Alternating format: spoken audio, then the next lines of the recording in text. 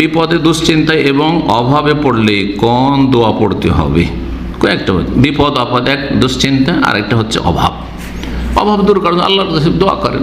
জরুরি নয় যে আরবিতেই করতে হবে, নিজের ভাষায় দোয়া করেন, আল্লাহ তুমি আমার অভাব দূর করে দাও। আরবি মুখস্থ করা কোনো জরুরি নয়, তবে কোরআন হাদিসের দোয়াগুলি পড়লে ভালো। কোরআন হাদিসের দোয়া বুঝে পড়তে হবে, অর্থ বুঝে পড়তে হবে।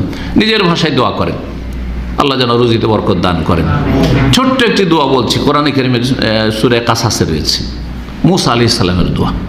ফেরাউনের ভয়ে যখন সেখান থেকে পালিয়ে আসে 1 সপ্তাহ ধরে, আর তারপরে এসে পৌঁছলেন, একটা কাউকে চেনেন না, একটা কুয়ার কাছে আসলেন।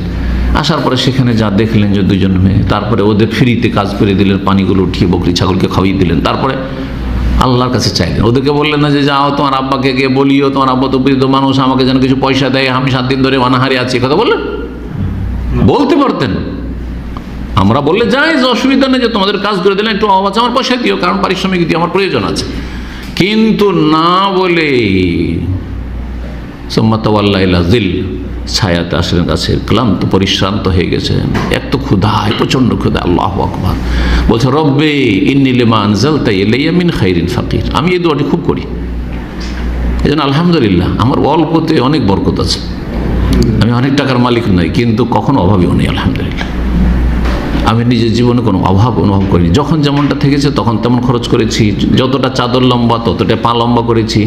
চাদরের চাইতে পা লম্বা কখনো করিনি, বরং চাদরকে একটু লম্বাই থাকতে দিয়েছি যাতে ঠান্ডা না ঢোকে, কথা বোঝা গেছে তো? আলহামদুলিল্লাহ, জি, এটা একটা হেকমা খুব জরুরি। আপনার যেমন যখন ইনকাম আছে আপনি ওইভাবে চলেন না। জি, রব্বে ইন্নী লিমা আনজালতা ইলাই, আল্লাহ আমার রব, আমার প্রতিপালক। রবকে সম্বোধন করছেন, যিনি পালনকর্তা, প্রতিপালন করেন আমার আপনার।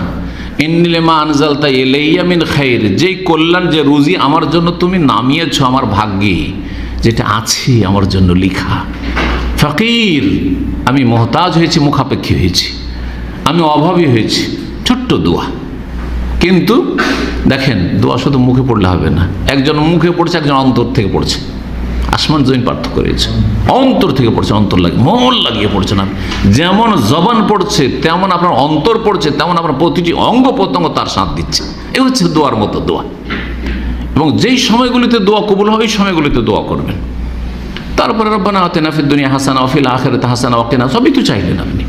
দুনিয়ার কল্যাণ হচ্ছে দুশ্চিন্তা না থাকা, টেনশন না থাকা। দুনিয়ার কল্যাণ হচ্ছে আপনার অভাব না থাকা। আখিরাতের হাসানা জান্নাত, এবং জান্নাত যেতে যতগুলি স্তরে সবগুলিতে পার হয়ে যাওয়া আরামসে। জি, আল্লাহ যেন তৌফিক দান করেন। এছাড়া ঋণী যদি হন তো ঋণ মুক্ত হয়, আল্লাহ মাগফিনা বিহালালিকা আন হারামিকা ওয়া আগনিনা বিফদলিকা আম্মান সিওয়াক। আরও দোয়া রয়েছে, আল্লাহ নাউযু বিল হাম্মি ওয়াল হাযান, দুশ্চিন্তা এবং শোক, দুঃখ, কষ্ট। ওমিনাল জুবনি ওয়াল বুখল, ওমিনাল আজজি ওয়াল কাসাল, ওমিন গালাবাতিদ দাইনি ওয়া কাহরির রিজাল, ইত্যাদি ইত্যাদি। এইসব দোয়াগুলি রয়েছে, যদি মুখস্থ থাকে তো ভালো, আর না হলে নিজের ভাষায় যেমনটা বললাম।